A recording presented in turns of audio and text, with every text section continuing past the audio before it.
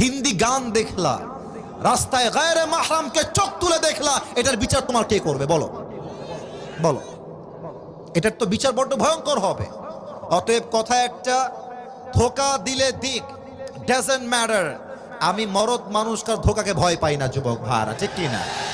আচ্ছা, ধোকা খাবা, সমস্যা নাই। পুরুষ মানুষ তো বিয়ে একটা নয়, 4টা করা যায়।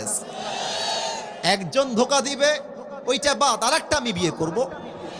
যতদিন বেঁচে আছি ভালো মেয়ে না পাওয়া পর্যন্ত আমি স্থির হব না, ঠিক কিনা বলেন?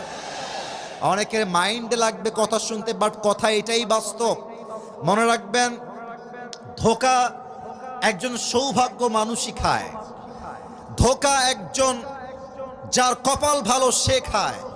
কারণ ধোকা হচ্ছে আল্লাহর পক্ষ থেকে বিশাল বড় নিয়ামত। এই জন্য, কারণ ধোকার দ্বারাই আমরা বুঝতে পারি একমাত্র আল্লাহ ছাড়া আমাকে ভালো আর কেউ বাঁচতে পারে না। আমার রবি আমার প্রকৃত বন্ধু, আমার রবি হচ্ছে আমার আসল কাছের সত্তা।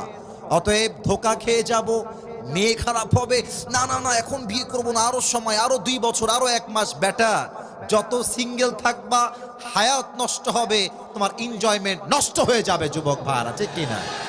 আল্লাহ প্রত্যেকটা যুবককে সময় মতো চরিত্রবান মেয়ে দেখে বিয়ে করার তৌফিক দান করুক। পড়েন সবাই আমিন।